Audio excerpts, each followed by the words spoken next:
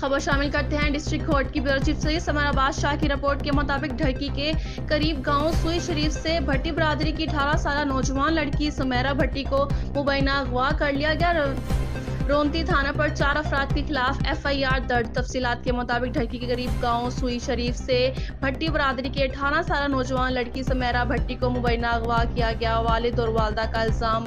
वालदा सोमरी भट्टी और वालिद हिदायतुल्लाह भट्टी का मीडिया से गुफ्तगू करते हुए कहा कि हमारी बेटी सुमेरा भट्टी को एक महीना पहले रात के अंधेरे में 4 अफराद ने गन पॉइंट पर सुमेरा भट्टी को अगवा किया, जिनमें मोहसिन भट्टी, वजीर अहमद भट्टी, अमीर भट्टी, नज़ीर अहमद भट्टी शामिल थे, जिनके खिलाफ रोंती थाना पर FIA दाखिल की गई थी। ताहाल हमारी बच्ची को अगवाकारों से बाजियाब नहीं करवाया गया। वालिद का मजीद कहना था कि अगवाकार बाअसर हैं, हमारे साथ बहुत जुल्म हुआ है, हमारे साथ कोई इंसाफ नहीं कर रहा। हम मुबैना अगवा सुमेरा भट्टी की वालिद और वालदा का DIG सक्खर SSP कोर्ट की अजहर मुगल से मुतालबा है कि हमारी बेटी को अगवाकारों से बाजियाब करवाया जाए, नहीं तो दूसरी सूरत में हम अपने आप को फंद डालकर खुदकुशी कर लेंगे।